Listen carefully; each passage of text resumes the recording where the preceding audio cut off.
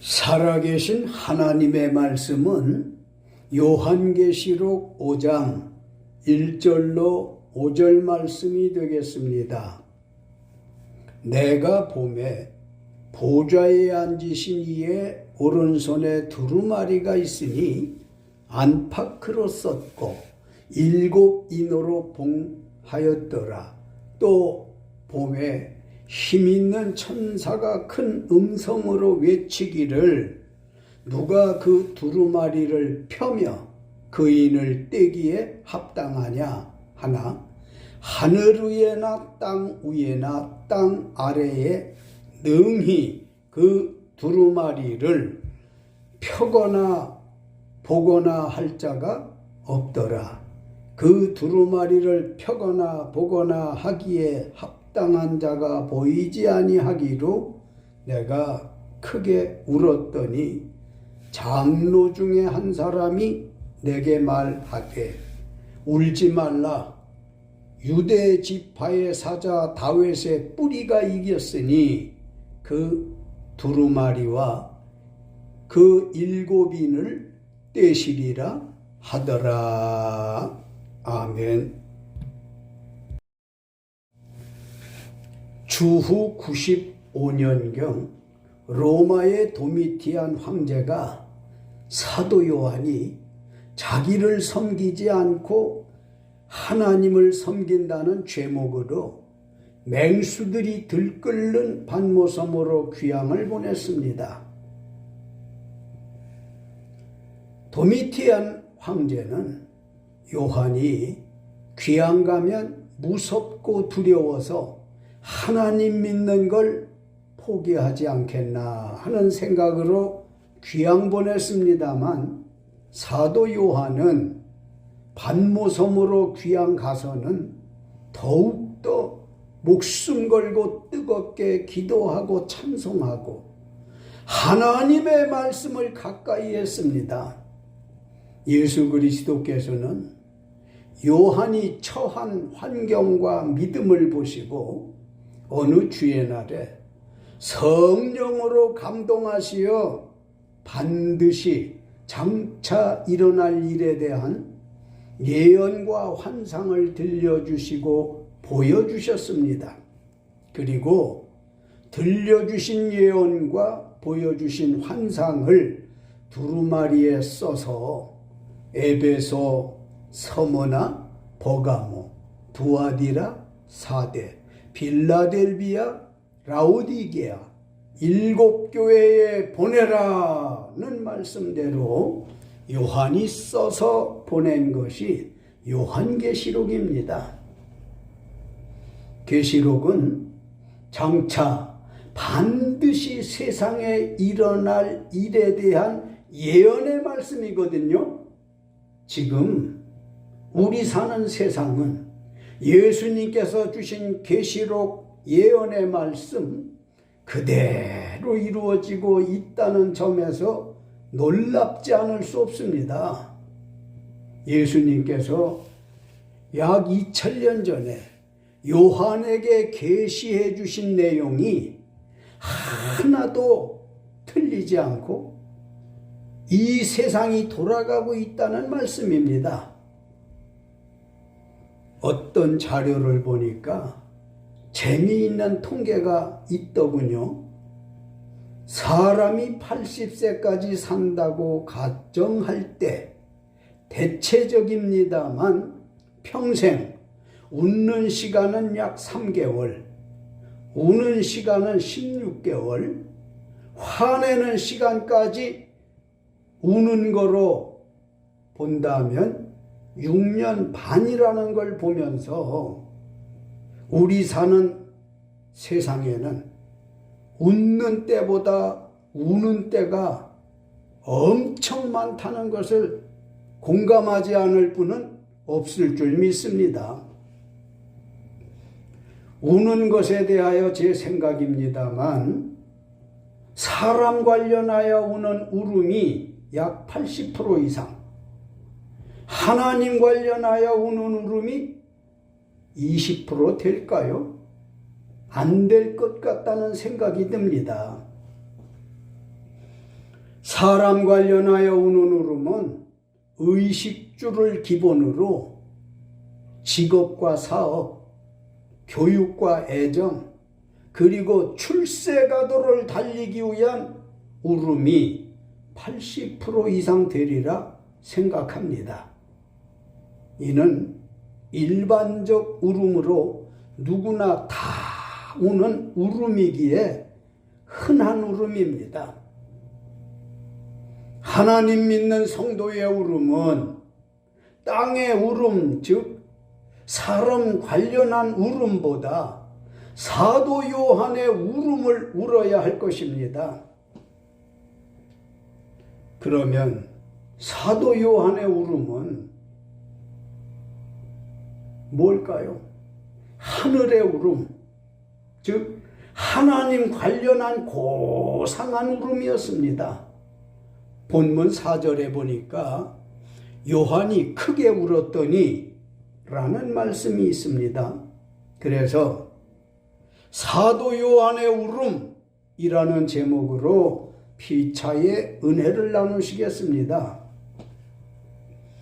사도 요한의 울음은 무엇일까요? 왜 크게 울었느냐는 말씀입니다.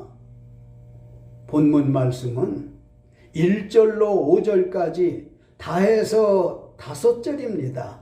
각 절마다 사도 요한이 운 의미가 있어서 5가지 말씀드리겠습니다. 첫째로 1절, 내가 봄에 보좌에 앉으신 이의 오른손에 두루마리가 있으니 안팎으로 썼고 7인으로 봉하였더라. 아멘. 요한이 환상을 볼 때 보좌에 앉으신 이의 오른손에 두루마리가 있는데 안팎으로 썼고 7인으로 봉해진 것이 궁금해서 크게 울었던 것입니다. 요한은 예수님께서 이상 중에 보여주신 환상 내용이 궁금한 게 한둘이 아니었습니다.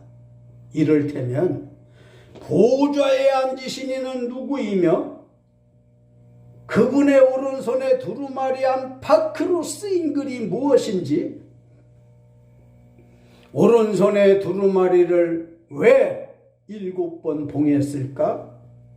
이렇게 궁금한 건 많고 알 수 없어서 크게 울었다는 말씀입니다. 사도 요한의 울음이 얼마나 고상합니까? 사람 관련한 땅의 울음이 아닌 하나님 관련한 하늘의 울음이었기에 귀한 울음이었습니다. 1절에 보좌에 앉으신 이는 누구인지가 궁금했었습니다.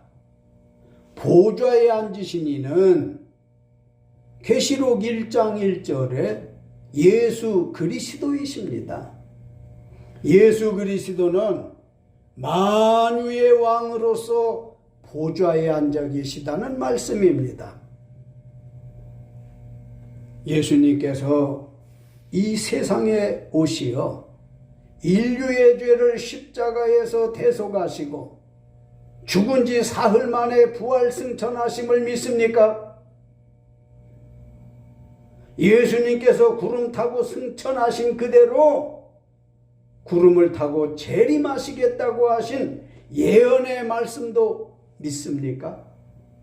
그렇다면 재림 전인 현재는 예수님께서 어디에 계실까 궁금하지 않습니까? 예수님 어디에 계시냐고 궁금해서 하늘의 울음을 좀 울어봐야 되지 않겠어요? 1절에 예수 그리스도께서 사도 요한에게 보여주신 환상에 의하면 보좌에 앉아 계시다고 했습니다. 보좌에 앉아 계시다 말이에요. 보좌에 앉아 계신 예수님께서 무엇을 하고 계실까요?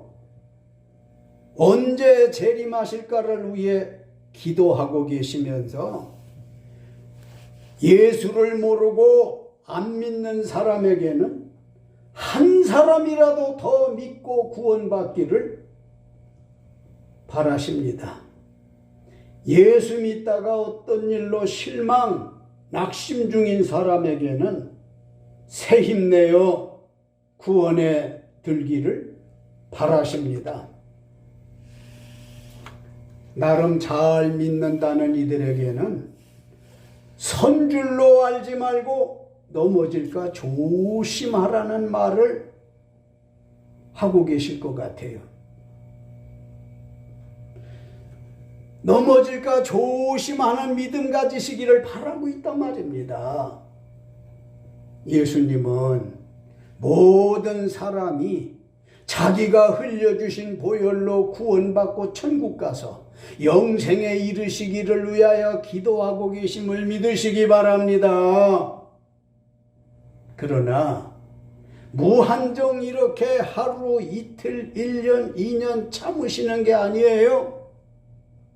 그리고 내일 무슨 일이 있을지 모릅니다. 보좌에 앉아 계신 예수님께서 일어나시어 재림하시기 전에 지금이 구원 받을 만한 기회인 줄 깨달으시고 가까운 교회에 나가시어 돌이킬 수 없는 결과를 맞는 일이 없으시기를 예수님의 이름으로 축원합니다. 예수 믿어야 할 때가 항상 있는 게 아닙니다. 지금이 예수 믿을 만한 때요, 지금이 구원받을 만한 때라고 하는 이 지금을 놓치지 마시고, 안 믿는 분들 예수님 영접하시면 하나님의 자녀가 돼요. 잘 믿고 충성하시다가 언제 어떤 일로 누구 때문에 실망, 낙심 중에 계신 분도 계시겠죠. 툭툭 터세요. 사람을 보면 다 실망하게 되어져 있어요. 잘 믿는다는 사람은 말할 것도 없고, 교회 안에 교직자들이나 심지어 주의 종들인 목사님들을 보고도 얼마든지 시험에 들 수 있거든요. 사람이려니, 사람이니까 그렇지, 크게 생각하시고 툭툭 터시고, 우리가 바라봐야 하는 것은 보이는 것이나 보이는 사람이 아닙니다. 오직 십자가에 달려 너와 나 우리를 구원해 주신 예수 그리스도만 바라볼 수 있는 믿음 가진다면 실망, 낙심하는 일은 없으실 겁니다. 예수님 기도에 돌아가시기 바랍니다. 가까운 교회로 나아가시기 바래요. 잘 믿는다고 나름 으스대고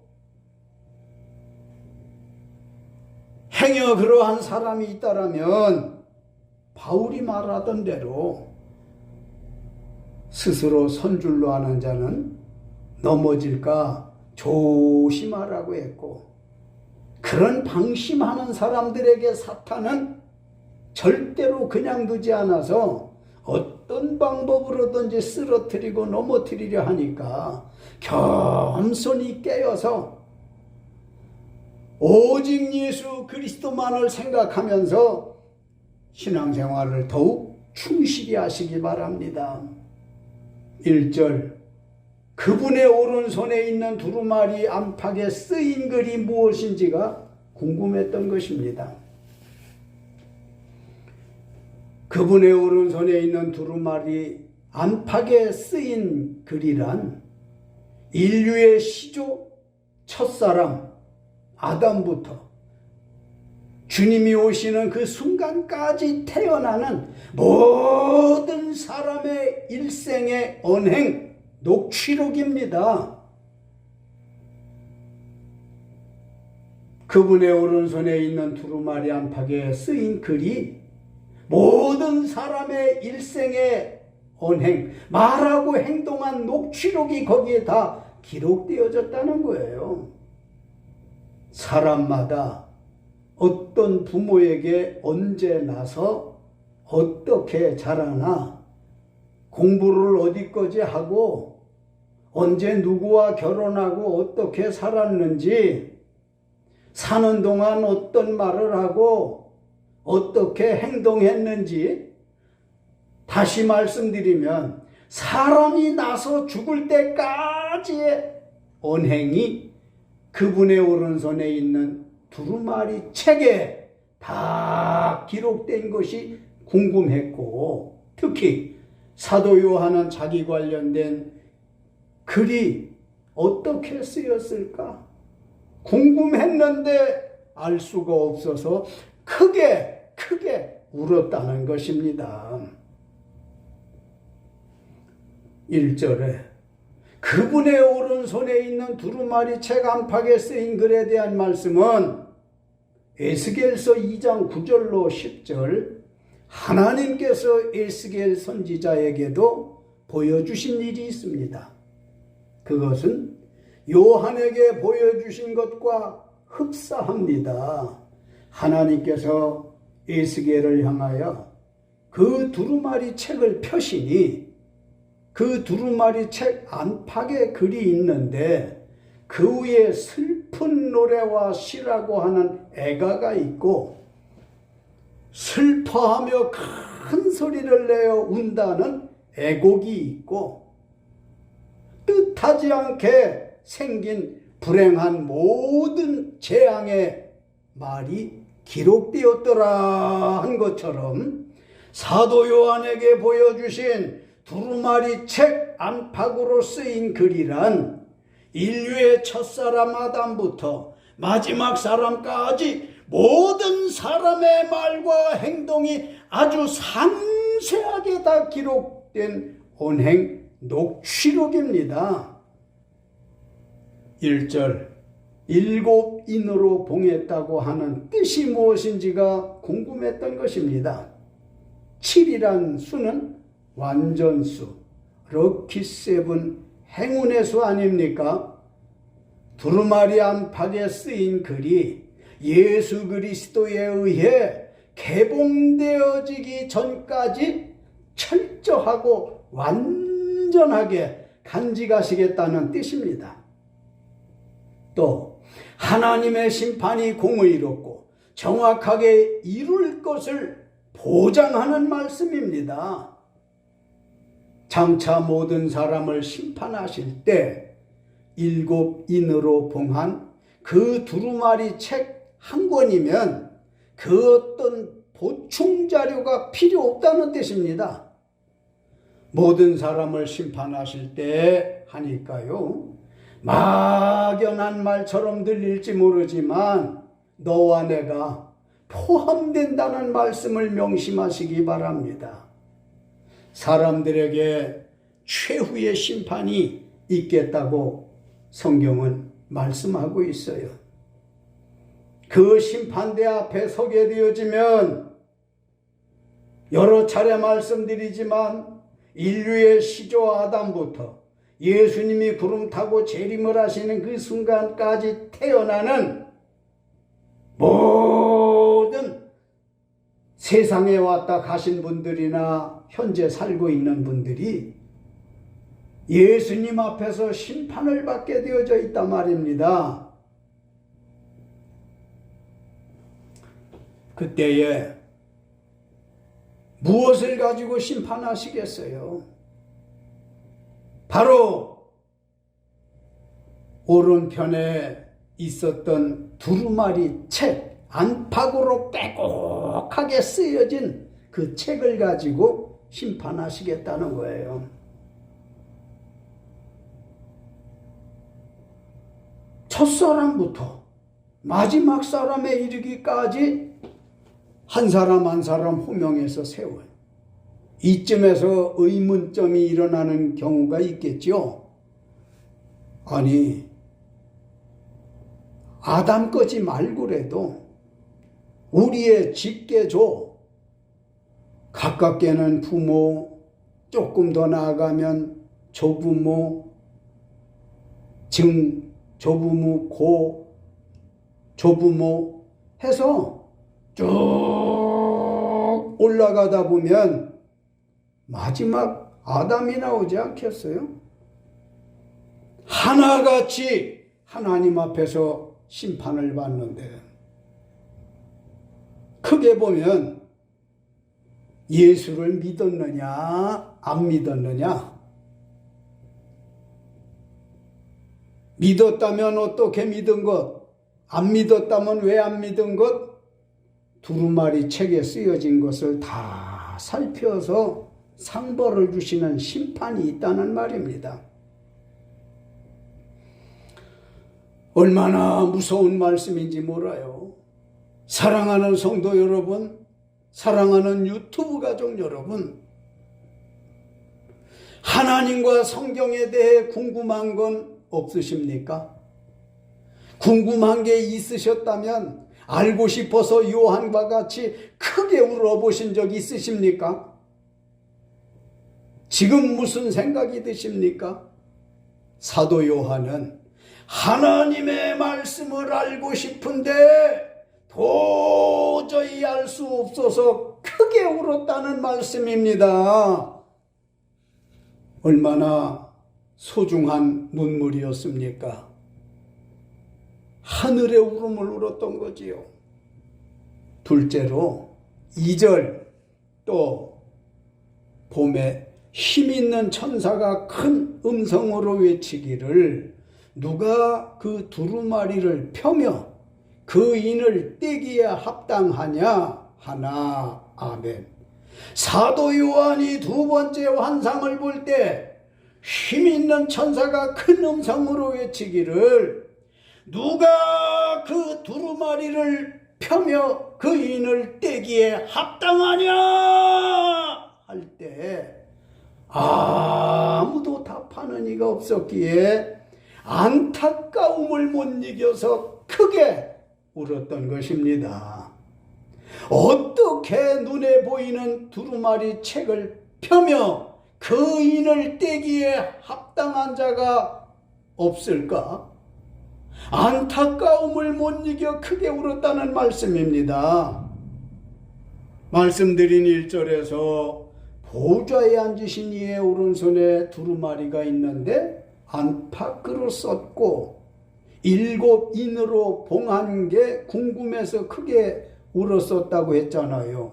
그런데 2절 지금 말씀드리는 곳에서는 힘있는 천사가 큰 음성으로 외치기를 누가 그 두루마리를 펴며 그 인을 떼기에 합당하냐 할 때 아무도 답하는 이가 없었기에 요한은 크게 울었더라고요. 힘있는 천사는 누구였을까요? 모든 천사 중에 예수님의 선택받은 천사를 의미합니다. 고로 누구라는 이름은 알 수가 없습니다. 셋째로 3절 하늘 위에나 땅 위에나 땅 아래에 능히 그 두루마리를 펴거나 보거나 할 자가 없더라. 아멘. 사도 요한이 환상을 볼 때요, 하늘 위에나 땅 아래에 능히 그 두루마리를 펴거나 보거나 할 자가 없었기 때문에 크게 울었던 것입니다. 하늘 위에는 뭐고 땅 위에는 뭐고 땅 아래는 뭡니까? 하늘 위에라는 말씀은 천사와 같은 영적인 존재들이 있는 곳이고요. 땅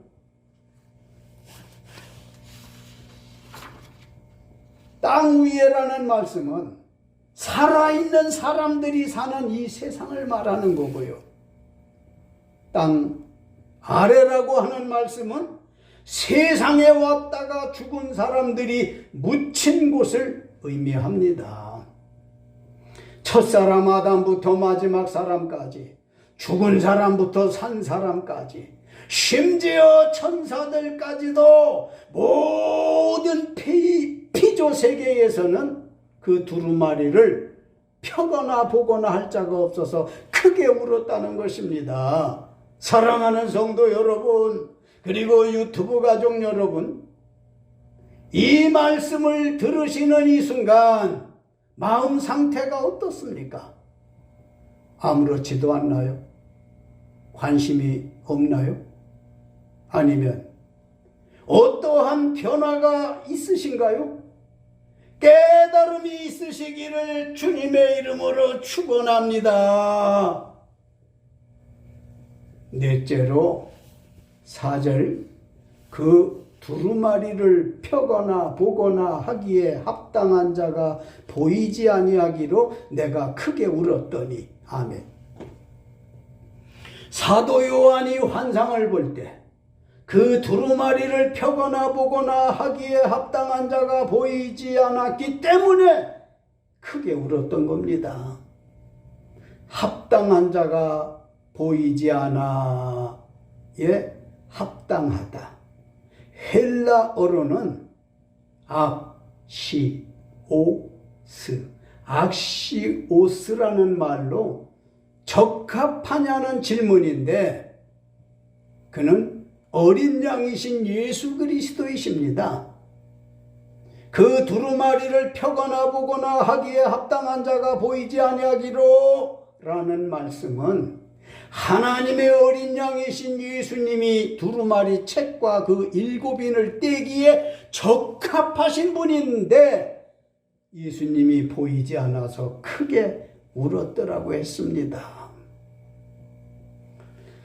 사도 요한의 울음을 가만히 전하며 생각해보고 성경을 읽으면서 생각해보면 땅에 사는 우리들의 울음과는 참 거리가 멀고 참 고상하시다. 정말 일반적인 울음이 아니다. 흔한 천한 이런 눈물이 아니구나. 내가 지금껏 살면서 많은 울음을 울어봤어요. 그런데 서론에서 말씀드렸지만 나도 땅에 사는 사람이기에 많은 울음을 울어봤는데 생각해보니까 80%가 뭐요? 90% 이상을 나를 위해서 울고 내 사리사욕을 위해서 울고 흐트러지고 잃어버린 명예 실추되어져서 울고 잃어버린 재물이 있어서 울고 매일 이런 울음을 울었지, 사도 요한과 같이 하늘의 울음을 못 운 것 같아요. 아주 안 운 건 아니지만 프로테이지로 말씀한다면 90% 이상은 나를 위한 울음, 땅에 속한 울음을 울었구나 회개하고 반성합니다. 하늘을 위한 울음, 하나님을 위한 울음, 사도 요한의 울음을 울지 못한 것이 얼마나 통탄스러운지 모르겠네요.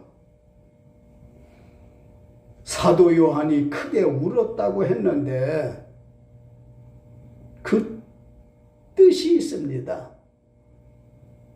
잠시 잠깐 한두 번 운 것이 아니라 넓게 울었다, 높이 울었다, 길게 울었다는 뜻입니다. 크게 울었다는 뜻이.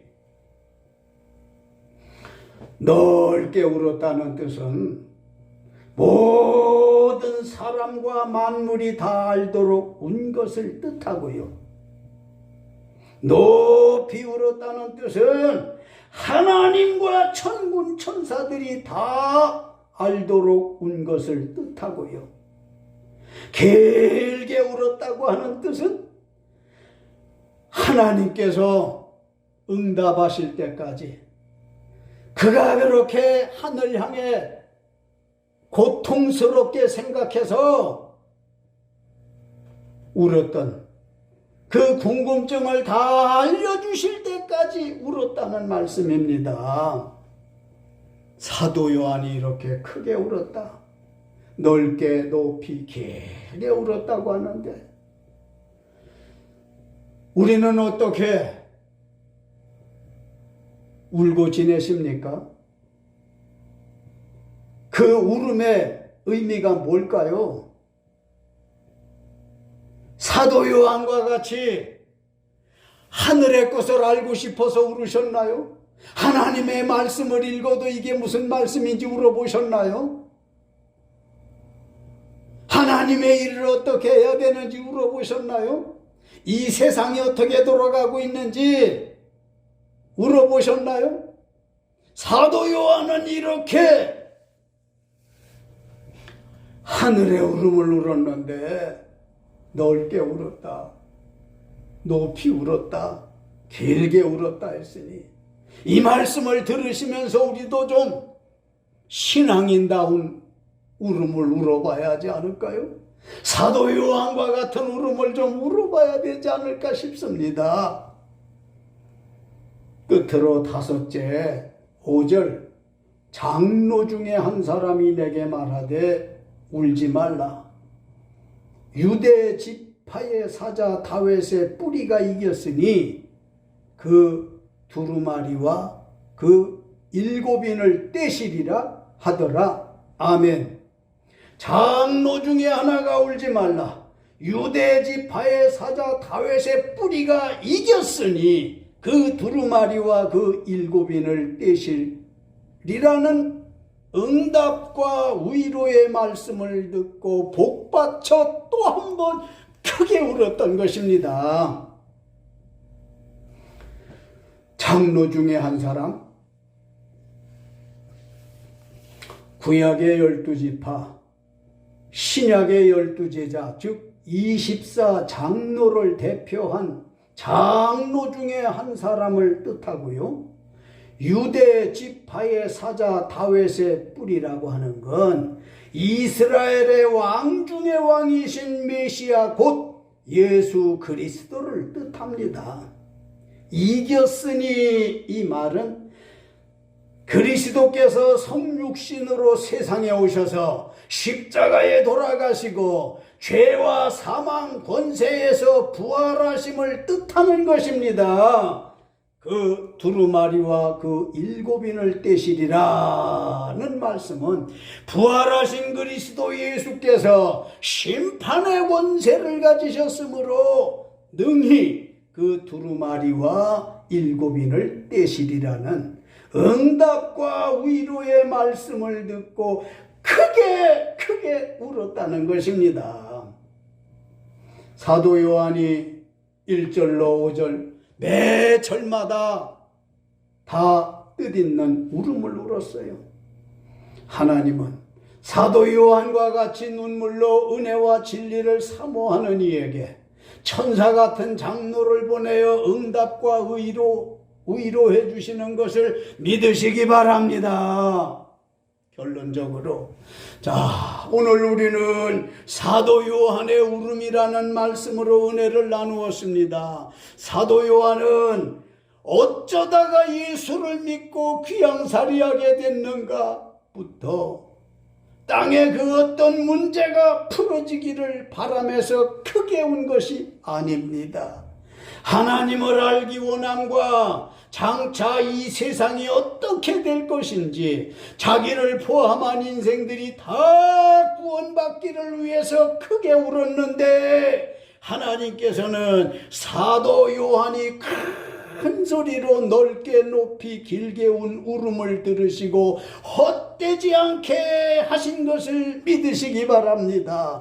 사도 요한의 울음은 하나님의 계획을 알게 하신 것입니다. 하나님의 계획이란 세상에 종말이 올 것이고 종말에 예수님께서 그 두루마리에 쓰여있는 사람들의 언행 녹취록에 의해서 인류의 첫사람 아담부터 예수님 재림 때까지 모든 사람을 심판하여 상벌을 주실 것과 그뿐만 아니라 세상살이 할 때 예수 믿었던 사람을 천국으로, 예수 믿지 않았던 사람은 지옥으로 보내어 각각 보내진 그곳에서 죽지도 못하고 영생하게 하시겠다는 것입니다. 천국 간 사람은 천국에서 영생할 것이고 지옥에 간 사람은 지옥에서 영생하게 되어질 것이라는 말이에요. 사도 요한의 울음,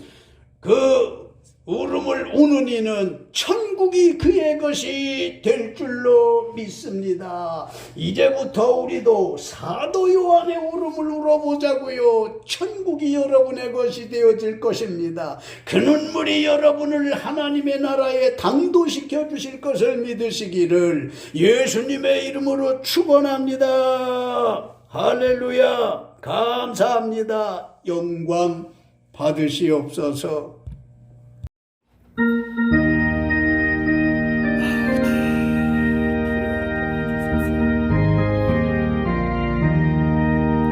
황무지가 장미꽃같이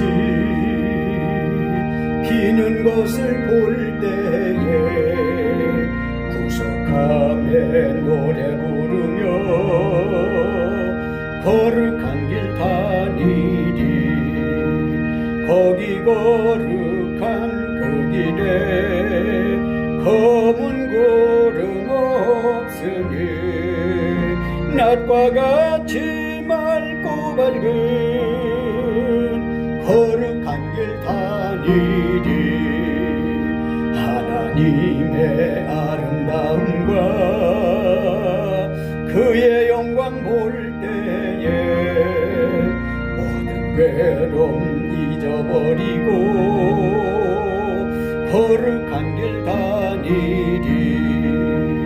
거기 거룩한 그 길에 검은 구름 없으니 낮과 같이 맑고 밝은 거룩한 길 다니리. 마른 땅에 샘물 터지고 사막에 물을 흐를 때 기쁨으로 찬송 부르며 거룩한 길 다니리.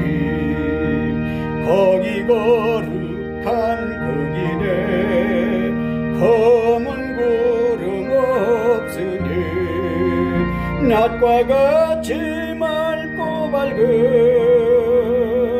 거룩한 길 다니리. 거기 악한 짐승 없으니 두려울 것 없겠네. 평안함과 즐거움으로 거룩한 길 다니리. 거기 거룩한 그 길에 검은 구름 없으니 낮과 같이 맑고 밝은 거룩한 길 다니리.